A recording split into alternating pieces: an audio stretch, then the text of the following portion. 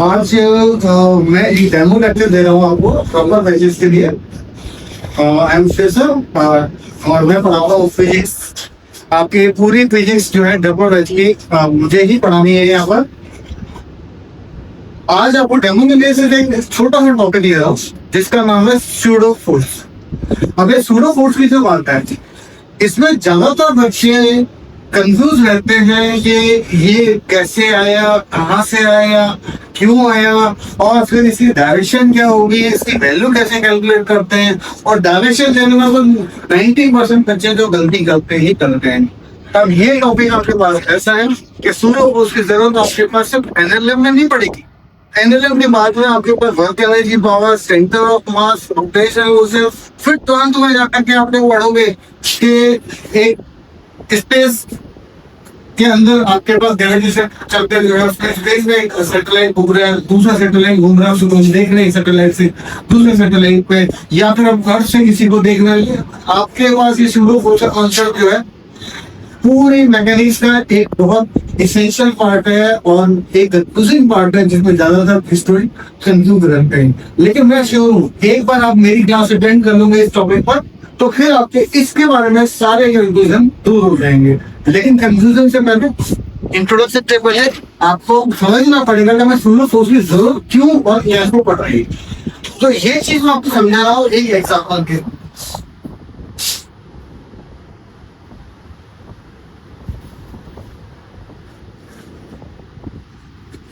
आज का टॉपिक है हमारा सूडो फोर्स। इसको समझने के लिए मान लेते हैं कि ये आपके पास एक लिफ्ट है और ये लिफ्ट जो है ऊपर जा रही है एक्सेलरेशन के मीटर पर सेकंड स्क्वायर से। एक्सेलरेशन से ये जा रही है अपवर्ड डायरेक्शन में। और इस लिफ्ट में आपके पास एक वेइंग मशीन रखी हुई है।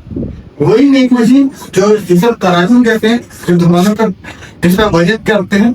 तो ये वेइंग मशीन रखी हुई है। इस वेइंग मशीन का सपोज कीजिए एक बैग रखा हुआ है जिसका मास है 10 kg और इसके अंदर आप खड़े हो। मान लीजिए ये आप हो और इनका आपका नाम कर देते हैं डी। और इस लिफ्ट के बाहर आपके पास आपके बिल्डिंग का गार्ड खड़ा हुआ है और इसका नाम कर देते हैं ए।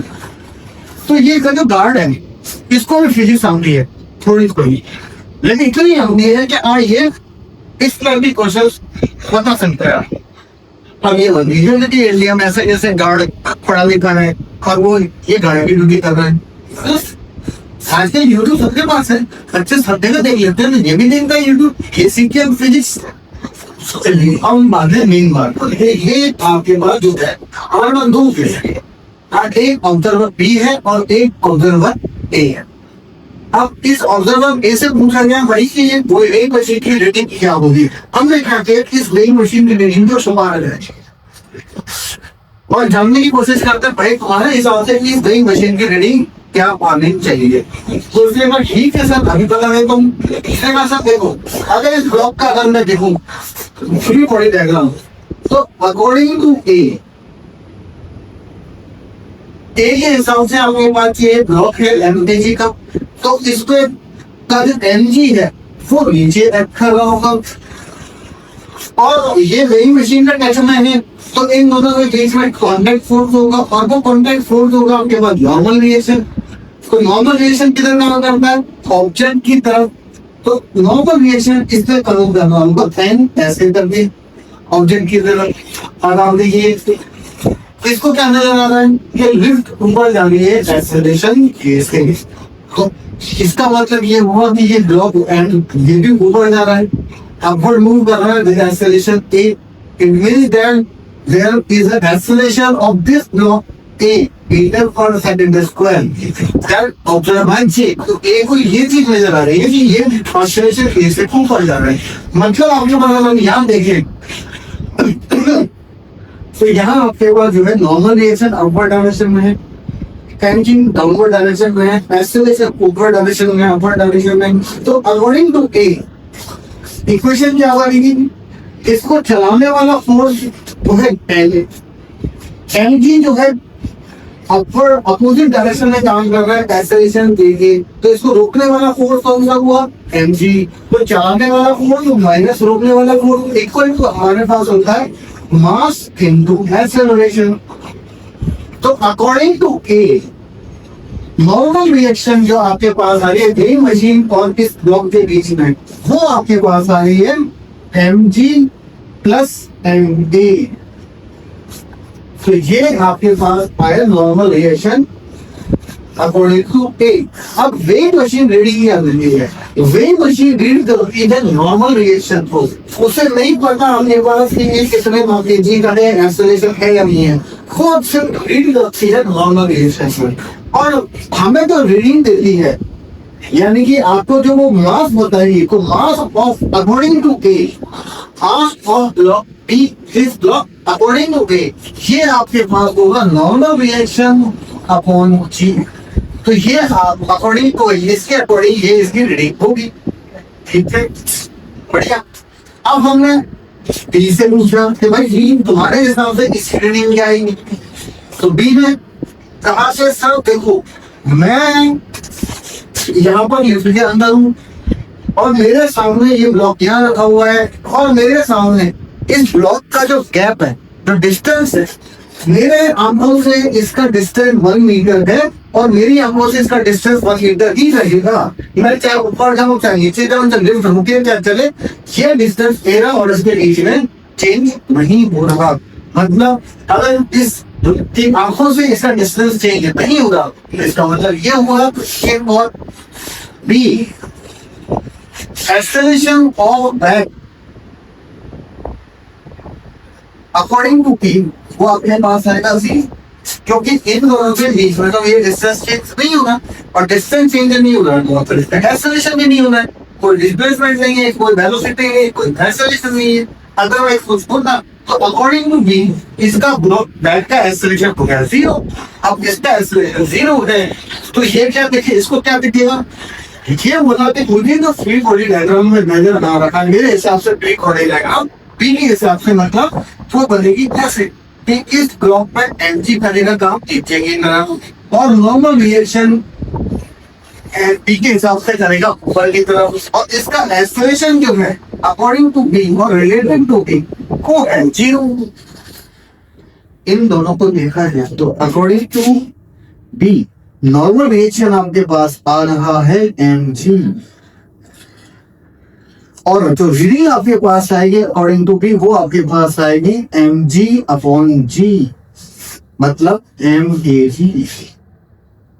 अब ये यहाँ पर बता रहा है एम के एक हिसाब से कि इसकी रीडिंग आपके पास आएगी एम जी प्लस ए अपॉन जी, और बी बता रहा है कि इसका जो वेट आएगा वो आएगा 10 kg और इसके एक हिसाब से आएगा जी प्लस ए अपॉन जी इंटू एफ के।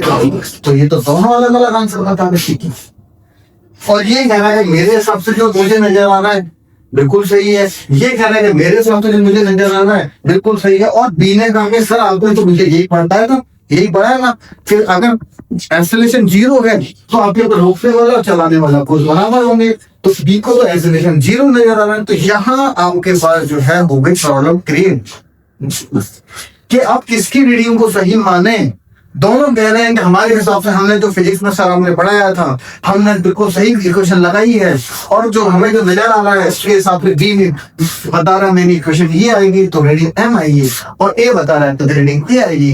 अब कह रहा है सर या तो आपने मुझे गलत पढ़ा दिया हमको, इसलिए हमें अलग अलग रीडिंग आ रही है। तो यही कंफ्यूजन हमें सोचनी है।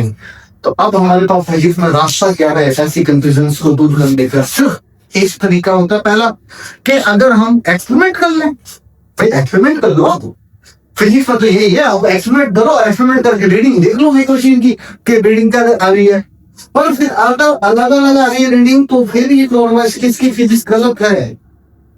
असल में फिजिक्स किसी की गलत नहीं है, यहाँ हमें थोड़ा सा करेक्शन करना पड़ेगा, क्योंकि अगर हमारे पास एक्सपेरिमेंट से रीडिंग सही है वही आ रही है तो फिर हमारी जो कैलकुलेशन है उसमें कोई कमी है, और वो कमी फिर हमें दूर करनी पड़े। और वो कमी दूर करने के लिए पहले हमने देखा कि सही रीडिंग कैसी आ रही थी। तो सही रीडिंग जो आपके पास ए है, उसने जो रीडिंग बताई थी ये mg+a/g एक ही रीडिंग थी, वही वेइंग मशीन आपको एक्चुअली शो कर रहा था। ये आपको वही रीडिंग दिखा रहा था mg+a/g। तो फिर डी के लिए क्या गलती हो रही है? तो यहाँ पर गलती तो कुछ नहीं है, क्योंकि बी को जो नजर आ रहा है उसके हिसाब से उसने जो इक्वेशन बनाई उनको सही बनाई है, लेकिन उसको जो नजर आ रहा है उसने अपने हिसाब से बना दी।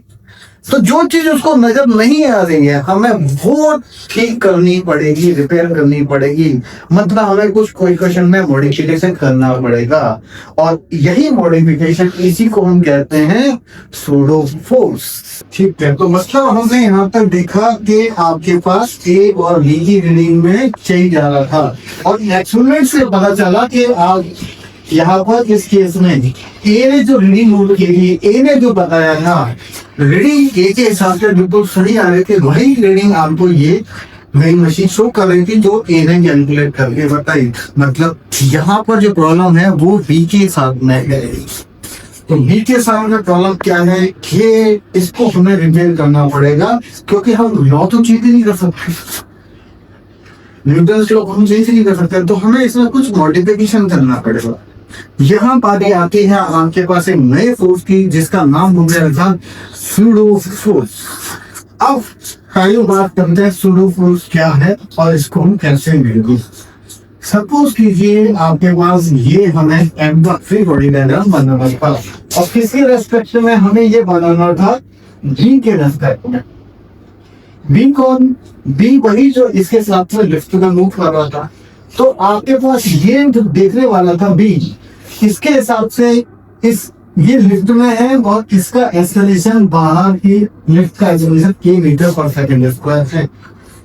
तो हमने सूडो फोर्स कैसे कैलकुलेट किया? हमने ये मॉडिफिकेशन किया कि अगर कोई ऑब्जर्वर एक्सेलरेशन में है और उस टाइम किसी चीज को ऑब्जर्व करे, तो उसको एक फोर्स अप्लाई करना पड़ेगा, कंसीडर करना पड़ेगा जो ऑब्जेक्ट पे काम करेगा, और उस फोर्स की वैल्यू आपके पास होगी जिसका हमने नाम रखा है सूडो फोर्स, और उस फोर्स की वैल्यू आपके पास होगी mass of object and acceleration of observer.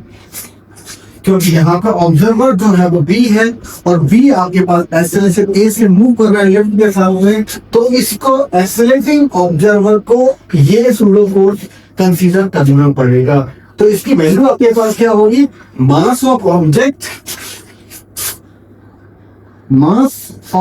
Object into acceleration of observer, यानी कि सामने वाले का एक्सेलरेशन ऑफ ऑब्जर्वर जो चीज को ताड़ रहा है। तो ये V है और ये इस बॉक्स को ताड़ रहा है, देख रहा है। तो इस ऑब्जर्वर का एक्सेलरेशन और इस ब्लॉक बैंड का मास, ये हमारे पास होगा magnitude of pseudo force. Magnitude of pseudo force FL। अब आती है बात इसकी डायरेक्शन की। तो डायरेक्शन हमने इसकी मानी कि opposite to direction of acceleration of observer.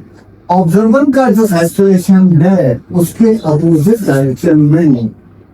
ये बहुत अच्छे से आपको दिमाग में बिठानी पड़ेगी ये बात कि इसकी डायरेक्शन किधर होगी? ऑब्जर्वर के एक्सेलरेशन की डायरेक्शन के अपोजिट। फिर से कह रहा हूं मैं, ऑब्जर्वर के एक्सेलरेशन के अपोजिट में इसकी डायरेक्शन होगी।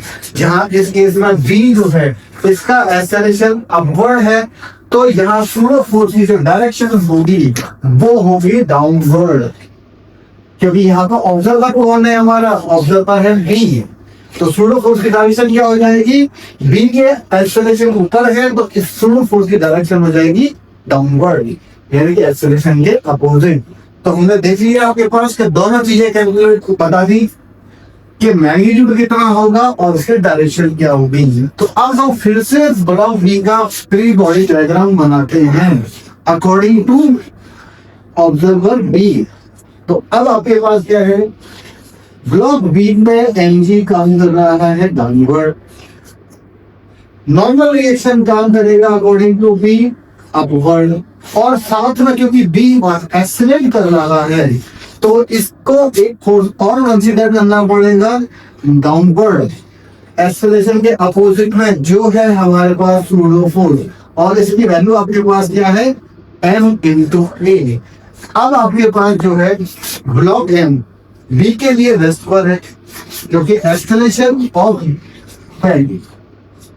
मास m with respect to v वो 0 है, तो मतलब आपके पास ये इक्विलिब्रियम कंडीशन है। हम इस इक्विलिब्रियम कंडीशन को देखा जाए तो हमारे पास अपवर्ड फोर्स है नॉर्मल रिएक्शन, डाउनवर्ड फोर्स है आपके पास mg और प्लस सूडो फोर्स fs, तो mg और इसकी वैल्यू आपके पास है ma।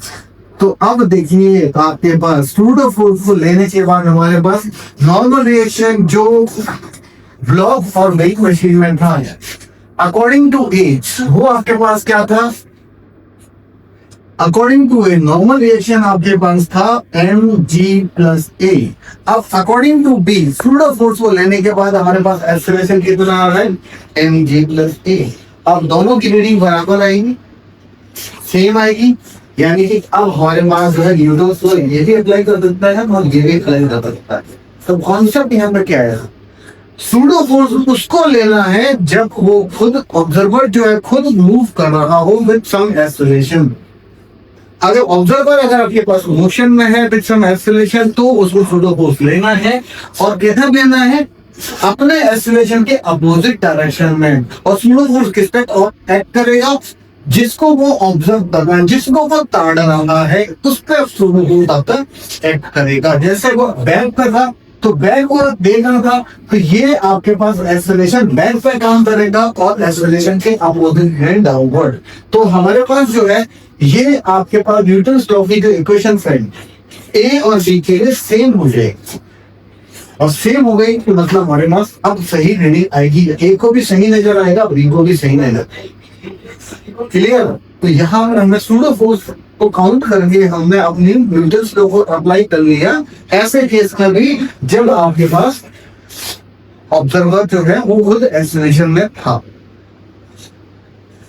आई थिंक थोड़ा आपको क्लियर हुआ होगा, और इसको और एग्जाम्पल से आप दोगे तो बिल्कुल टॉपिक क्लियर हो जाएगा।